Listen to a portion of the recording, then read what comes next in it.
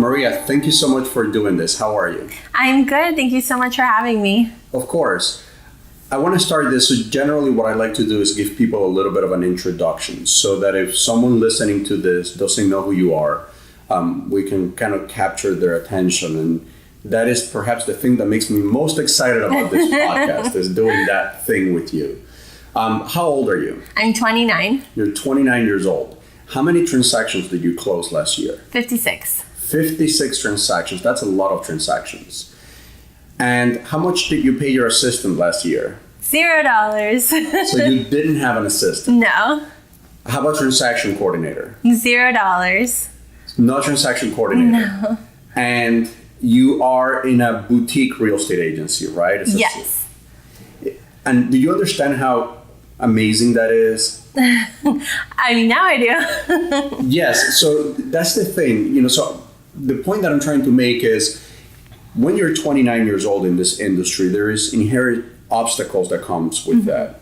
And I think the point that I'm trying to make is that if you do 56 transactions as a 29-year-old, it's pretty amazing by itself. Thank you. If you do that without an assistant, that's amazing on itself. If you do it without a transaction coordinator, that's amazing on itself. If you do it without a buyer's agent, that's amazing on itself. And you have all of these things going on that say you shouldn't be doing that kind of volume, but you're still going out there and doing it, which is the thing that I really admire about you. So you and I met doing a panel, one of those panels where they have a few agents talking about a subject. And the subject was working with buyers, if I remember correctly. Yeah. And people that are watching this may not know this. When you get a bunch of agents in one room, there's a subject that can be polarizing, and that subject is Zillow. Yes. Purchasing leads. And a lot of agents feel really that's a bad thing because Zillow's going to take over the world and put us out of business. And some agents feel good about it, but generally they don't speak up about it because they know that there's those other agents in the room. Yeah. But you don't apologize about that. No, and I have always felt that the more information I can share, the more it's going to help everyone. I don't see deals and sales as like something finite. I think a lot of people are under the impression, if I tell you what I do, you're going to go do it better than me, and then I won't have any business. And I don't really feel that way. I think that I can show you everything about how I run my business, but that doesn't mean that's going to take anything away from what I do. It'll just add value to what you do. So that's a great mindset. So you're not looking at it from scarcity, you're looking at it from abundance. Yes. And that gets said a lot, but it doesn't get practiced near as often as it gets said. And you started in the business, how old were you? I started full-time when I was 24, a month before I turned 25. I was licensed though when I was 19. 19-year-old? Yes. That's pretty awesome. But when you started full-time, you've talked about this. How did you make the decision to start purchasing leads? How did you come about that decision? Well, for me personally, my sphere wasn't full of anyone ready to buy now. It was all my friends were still in college, still trying to graduate with their undergraduate degrees. No one I knew really was ready to buy. I don't have extended family here in Florida. Like there was just no sphere for me to work off of. So I thought, I don't want to be a realtor who sells 12 houses a year. I want to sell big volume. So the only way I knew that I would be able to do that was by purchasing internet leads. I was also very introverted and shy when I started. So cold calling, going door knocking in a neighborhood, those were all just things that I couldn't bring myself to do. So for me, the only option was to buy internet leads. So you wanted to be a real estate agent. Yeah. And it sounds like you heard that the conventional wisdom is that you should go door knocking and cold calling. And you said that doesn't apply to me because that's not a strength of mine. And so you decided, I still want to do this for a living, however, and I'm going to find a way to be able to tap into this industry in a more unconventional way. And that's great because what you're doing is you are capitalizing on your strengths. And instead of trying to spend sort of like all this time and precious capital trying to overcome your weaknesses, you're saying, no, I'm just going to focus on my strengths. when you're doing 56 transactions without a transaction coordinator and without an assistant, like, what's your day-to-day look like? Do you have a life? I do. And I have a very active life, and everyone's like, oh, you must never do anything fun. I took, I think, 4 trips last year, big trips. I go to Disney all the time. I do what I want to do. And that's part of the reason I wanted a career in real estate, was because I had very big problems with someone else controlling how I spent my time. So that was really the biggest thing for me, is I needed that time freedom to do whatever it is that I wanted. And ironically, I have that time freedom, and I choose to work the majority of my time. But I still, prioritize traveling, spending time with my mom, my boyfriend. So I do have a life. So my day-to-day is just very different depending on if I'm showing property or if I have a listing appointment or closing, etc. But I think one of the things that keeps me most organized is that I have running lists of what I need to do and check up and take care of. It never goes to zero.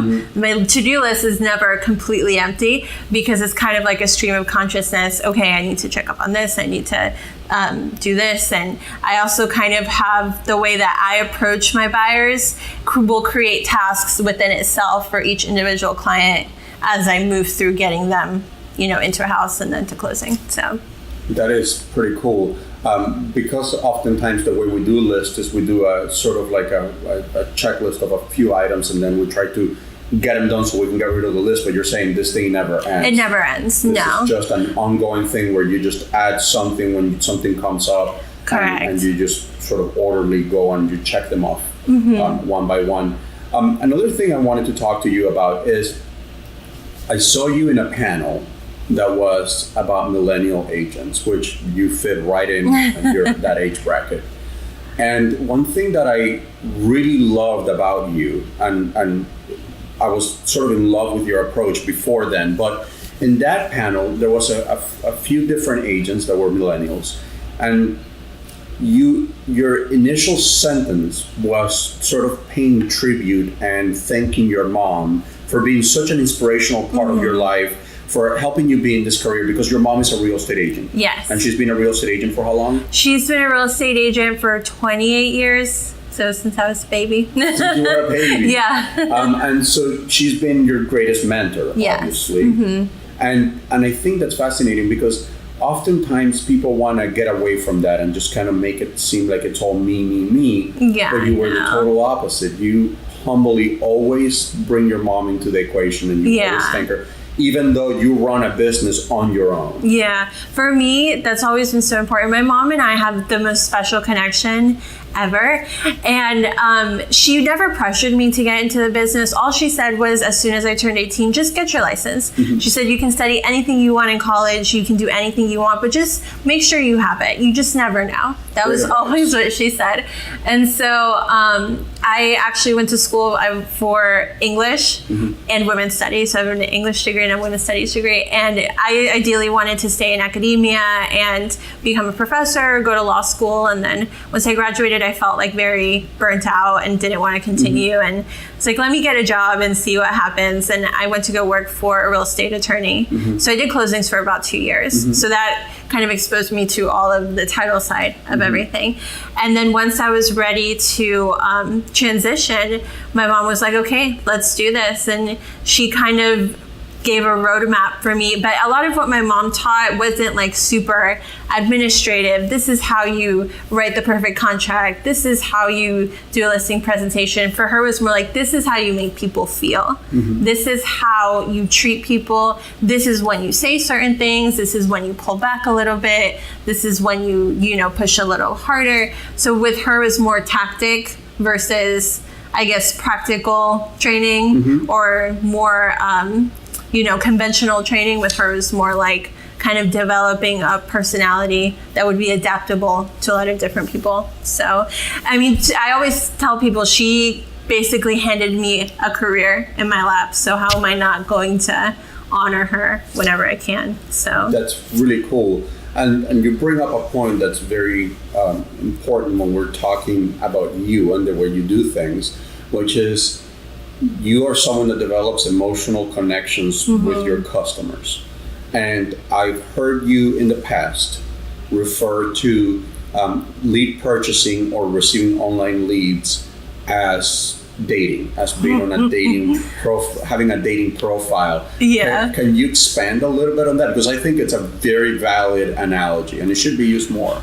The way you court an online lead is very similar to the way you would approach someone if you're on an online dating platform, anything like Tinder or Bumble, etc. You want to be able to make a connection with someone, show value quickly, but not kind of attack them with, where are your numbers, what's your credit score, have you been pre-approved? So you want to kind of engage them and get them to fall in love with you before you go through that whole process of, figuring out the numbers and all that stuff. You want to kind of gain some type of loyalty, and the way you do that is by providing value. So if someone wants to see a house or someone wants more info on a house, you provide that. And then we can go into details on, how are we going to get you in here? So. And I guess the analogy would work as if you were in a dating website. Yeah. And you proposed over the phone and you said, yeah. I think we're a great connection and I happen to be on one knee right now and I'm going to send you a picture of this ring. Would you like to marry me? That will probably spook someone. That will spook everyone away. I don't know anyone who would say yes to that. and so that's something that's worth talking about, because I've been in countless real estate trainings where they emphasize the importance of having a buyer that's pre-qualified before you take them out. And you and I are in perfect agreement with this. Yeah. We don't believe in that. We don't believe that you should be asking a buyer something that you're not willing to provide for someone in order to see a house. And I always give the car dealership example. If I walked into a dealership because I wanted to see a car and the sales rep said, well, hey, how you doing? Can I see your bank account and your credit score? And I would be like, whoa, this is moving a little too fast. Yeah. I'm going to go to a different dealership. And conversely, this is how we treat online leads. Somebody calls to want to see a house. What we probably should be doing is showing them that house. And there's times the person doesn't qualify afterwards. Yeah. Right? And that doesn't mean that they're not going to qualify in the future. That doesn't mean they're not going to qualify 6 months from now. That doesn't mean they don't know anyone who wants to buy.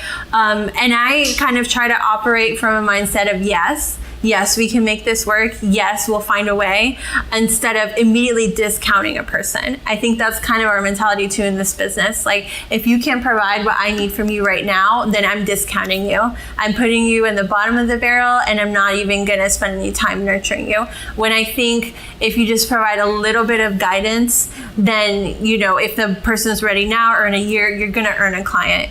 So I think a lot of times too, we put our eggs all in baskets of, clients who are ready to go right now. And this business is a marathon. It's not a sprint. So, they could be ready now or in a year. I get so many people that I don't end up closing till a year and a half later, because when they come to me, it's just not the right time yet. But they do come to me later because I have treated them kindly and, have taken the time to kind of guide them and point them in the right direction. And I think it's worth noting too that a lot of lending institutions and online banks and everything, they'll give letters to anyone.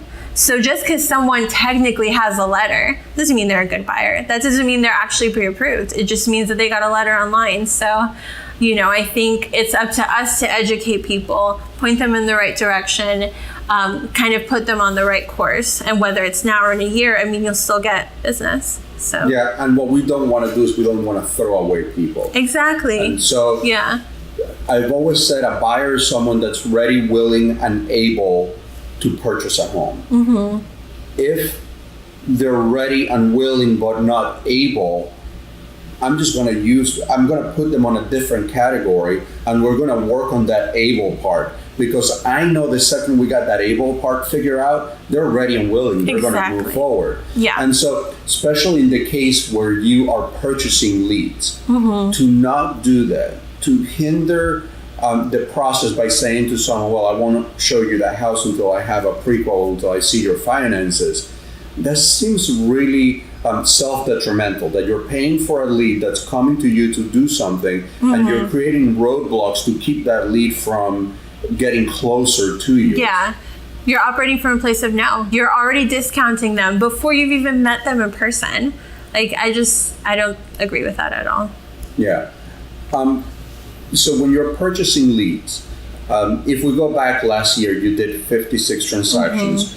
What percentage of those transactions came as a direct result of your presence purchasing leads? About 45%. So basically half. Basically half, so 22 transactions came from that. If we were to say for every dollar that you've spent in lead purchases, what's your return been like? So about $11. $11. And I think there's a few things to dissect about that. Not everyone's going to get $11. Correct. And I've been guilty about this. I've always said, like, well, if you can show me another investment where I can put in $1 and get $5 back or $10 back, wouldn't you do it? But it's not that simple. You're putting in the work. You're going out there and you are showing homes to these leads. You're available all the time for these people. Your personal life sort of has had to adapt to this so that you can service people on their time. Would that be a fair thing to say? 100%. What has been one of the bigger lessons for you when you're working with a lead that's online versus, say, a sphere lead? Like, how do you? Those are different things. And is there a difference in your approach to them?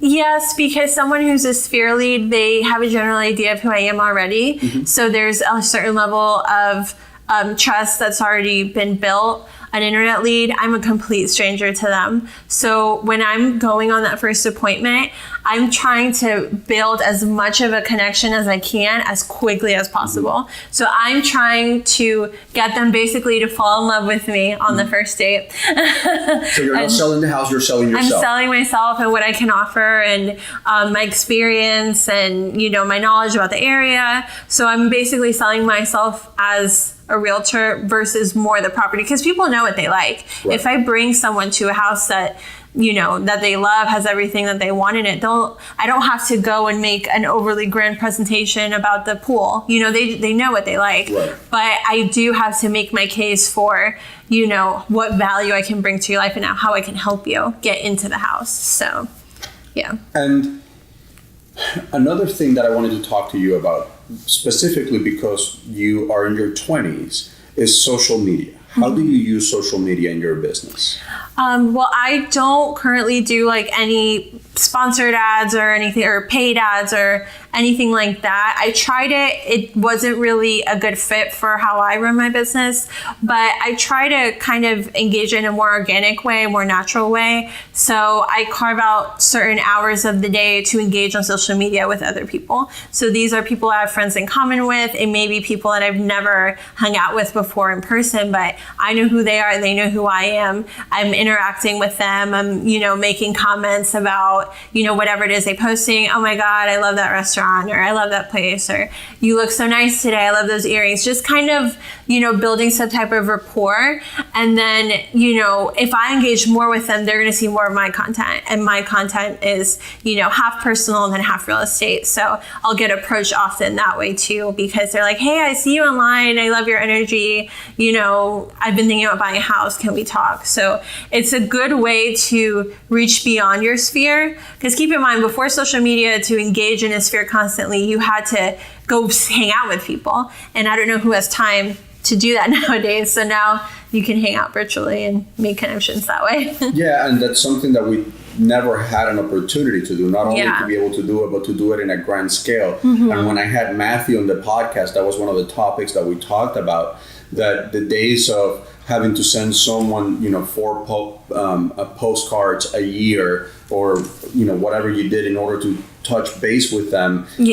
That's sort of becoming a little obsolete, because in social media you can have your customers as friends of yours in social media, and you not only can you do those touches 4 times a year or 6 times a year, 33 times a year, whatever the amount is, you can do it on a daily basis. You can be engaged with people on a daily basis. It doesn't always have to be about real estate, because people like people. You can have a personal touch to it. And I think you do that really well. There's a few people that do that really well. You do that really well. I think Wendy Stewart does that really well. You guys have sort of been the masters of being able to blend your personal profile with your business profile and have them work in sync. Because for the longest time, what the experts, and I don't know what qualifies as experts yet, but when I figure it out, I'll probably do a podcast about that. Yeah. But the experts used to say, keep your personal, keep your business. And that what that ended up being was you ended up with a really boring business profile. Because let's face it, houses are really cool and interesting if you're in the market. But for the average person on a day-to-day basis, this is not something that people want to see in their face every single day. Is there anything that you're planning to do differently in 2019 that you think it's going to help you in 2019 versus 2018? What are your plans? Well, I finally have an assistant. You have an assistant. I finally bit the bullet and just got an assistant. And it's more to continue the same level of production as last year. And we've hired a few new agents. So my role has kind of shifted more to like mentor in that arena. So I want to have like my time freed up a little bit to help them. So yeah, that's really the biggest change so far. I also increased what I've been spending on Zillow because I saw such a great return last year. So to me, it was a no-brainer to up that number. So yeah, just kind of a continuation of last year, but then, you know, implementing more support so I can hopefully sell more houses or the same amount as last year. Yeah, I mean, and oftentimes I think it's really good to be able to know that you can do it. Yeah. And so you did 56 by yourself, no assistant, no transaction coordinator. And then what happens is you get an assistant now, and it relieves some of that from your shoulders. Yeah. But if that didn't work out, you know you can do it. And so I think that's a really good approach. Yeah. I think the approach that I don't like is when an agent is brand new and they're told they need to have an assistant, they need to have a transaction coordinator, and they never figure out how to do this stuff. They never learn how to do this stuff. They're writing big checks for things that they could be doing themselves, and they're less connected to that transaction during that time. And so so I really like your approach. I like the approach of getting in the trenches, learning how to do it, getting dirty with it, and then saying, you know what, I think I got this master. We're going to take this off my back so that I can focus on other areas of the business. Yeah, I completely agree. I think people jump the gun too early on building a team and, you know, getting an assistant or an intern or whatever. You want to have a lot of experience with all different types of transactions. You want to be able to deal with all types of personalities. In order to do that, you need to be hands-on with what's going on. So yeah, I'm a big proponent of that. And if you're needing someone to help you this early on, what are you going to do when you're building to 30, 40 deals a year? It's, you know, it's going to be overwhelming if you're, you know, kind of delegating so much to someone else, and it's expensive too. So, yeah. I know that your mom is a big part of what you do. Yes. Because she's the broker of the company that you have your license with. But your mom has, you know, probably guided you more by example than anything else.